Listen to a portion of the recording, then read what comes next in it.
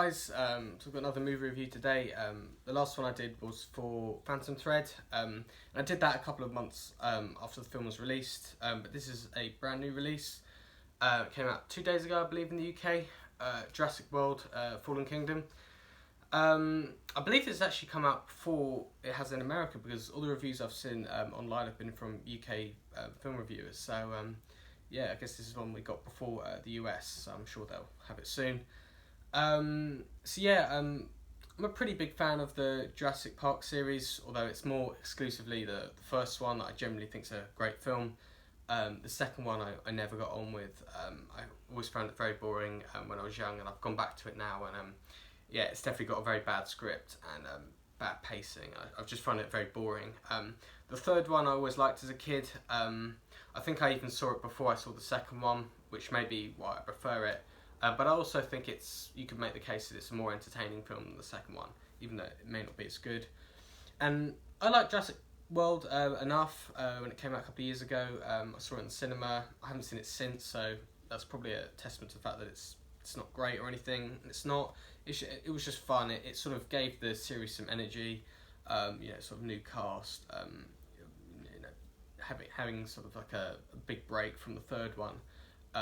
It definitely warranted its existence, I guess, and it did very well at the box office. I think it made over $1 billion.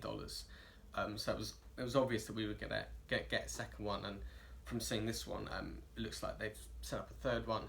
Although I'm not sure how well this one will do compared to the first one.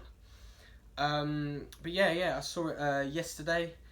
I think that it's definitely the series definitely needs to put it to bed now. I think there's completely shows that Jurassic World should have just been a one-time thing, and it should have just been a sort of like closure to the series, I guess. This is very, very boring.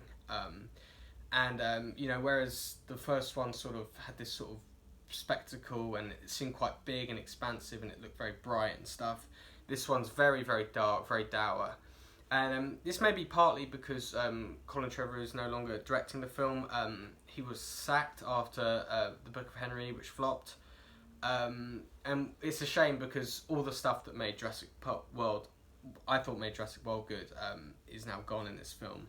And it's replaced with this very sort of dark, dour, very dull, very badly paced, overlong, sort of half-assed attempt at a sequel, really. For J.A. Bayona, who's a fairly acclaimed director, he's done, The Orphanage, The Impossible, Monster Calls, I think was his last film. They're not groundbreaking films or anything, but they're certainly, they certainly would point to him being able to do something different and interesting with this film. And, you could definitely get elements of horror in this film. Obviously that's where his roots are, but all attempts at horror and suspense fall completely flat in this film. And you only have to look back at the first film as the template, and even the third, I'd argue, in how to create horror and suspense in a dinosaur film. Even when you go back to the first film, some of the scenes in that film are genuinely terrifying and suspenseful. Obviously, as scary as some of the best scenes in Jaws. So it's very confusing to see such clear attempts at horror in this film. Just seems so unengaging. I think it's partly because of the look of the film. They've changed the aspect ratio, shot in 2:3:5:1. So the film, and it's very sort of glossy, so the film feels very sort of tight and trapped, and as I said, a bit too clean and well lit. It's not got any atmosphere, I think, is the main point in terms of the film's visual look. And that helps it not feel like a Jurassic Park film. And as I said, with that, there's no scope either. So bar the first act, the film feels very trapped and constrained. And as the story sort of constrains itself as well, it becomes very unengaging. I must have looked at my phone for the time about 6 or 7 times, and the bloke next to me fell asleep. So it's for a blockbuster film, and and a film as part of a franchise with such a big sort of IP, it's crazy to have been so bored as I was. And at 130 minutes, it's not necessary for these films to be this long. Like, there's an obsession with like Star Wars and these new Jurassic Park films being like as long as a sort of Paul Thomas Anderson film. Length doesn't mean quality. These films should be more airtight. They should be more constrained and tell the story quickly, or in this case, not at all. The story is ridiculous. There's no, it doesn't serve any purpose. There's themes that they try to bring up with sort of like animal rights, so they sort of drop immediately. Nothing's sort of followed through. There seems like there's definitely been a struggle at the sort of writing table with this film for like what plot they want to push forward, and we've sort of got this sort of mishmash towards the end as a result. Chris Pratt and Bryce Dallas Howard, they provide some energy again to the film, but they look a lot more bored than they were in the first film. Not as bored as I was, but they look far more uninterested in being there. And there's some cameo performances. Jeff Goldblum's in it, in a sort of glorified cameo. Really, it's nothing to be excited about. James Cromwell was nice to see, I guess. Big fan of Cromwell, and I wasn't expecting him to be in the film. I hadn't really looked at much of the sort of like I haven't really looked into the film before it came out. I just sort of saw it with a friend. I think I only saw like one trailer. I hadn't noticed him being in it, so that was nice to see. But the villains are just almost like caricatures. It's almost like pantomime the way they are. It's very sort of it's very childish, really. In a way the other films weren't. So again, this is the lack of sort of looking at the films that came before it from this film just is very strange, really. With the money that this film had, and what's come before it, it's strange to see a film sort of fall short every step, really. It was a big disappointment, and as I said, I wasn't really excited for it either. So anyone that's excited for this film, I think it's sort of setting them up for disappointment, really. As I said, whatever was good about the first Jurassic World is completely missed here. And as I said, Jurassic World didn't exactly set a very high benchmark. So that can sort of tell you what to sort of expect for this. As I said, I'm not sure how this film's going to do at the box office, really. I think, bad word of mouth is really going to hurt this one.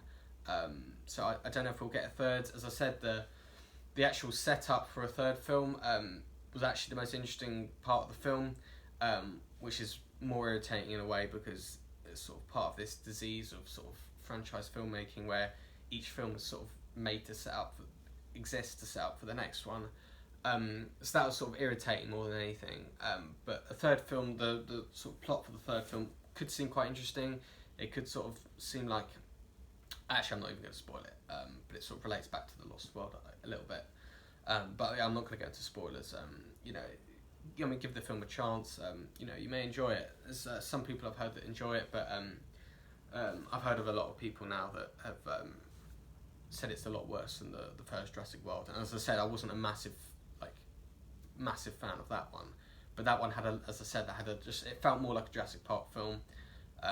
This one just doesn't at all, and it just feels like an attempt to sort of breathe life into a franchise that should probably just go to sleep now. As I said, Jurassic World was arguably a better finale to the series than the third one, which most people hated. But yeah, no, I'd probably say that this is the worst one now. It's definitely the most boring. You could probably make a case that Jurassic Park 3 is a worse film. But from a subjective point of view, I at least find that film entertaining. And I've gone back to it many times. I'll never watch this film again, for sure. So yeah, it's probably the worst one. But yeah, as I said, I wouldn't go in the cinema to see it, but when it comes on Netflix or streaming or something, if you just give it a watch, I guess, and give it your own take. But yeah, it's not worth the money for sure. And yeah, So yeah, not much more to go on with that one really. It'll be interesting to see how it does at the box office, to see if we do get a third one. But it's just a shame that sort of all the talents of the director and all the sort of all its components didn't really create what you thought a film like. You know, when you look at the sort of paperwork of this film, it would point to a film at least of the level of Jurassic World. But something's definitely gone wrong in production. I would say it doesn't seem like the film that Biona would want to make. He's clearly been either pushed by Universal, or there's just been a clash of ideas or something. But I don't know. This doesn't seem like the film he would make. But you know, I could be wrong. So yeah, I wouldn't say watch it, but if you want to, you know, you may like it. I don't know. Some people might do. As I said, a lot of people like Jurassic World more than I did. So I don't know. But yeah, it's certainly nothing like the first film or anything like that.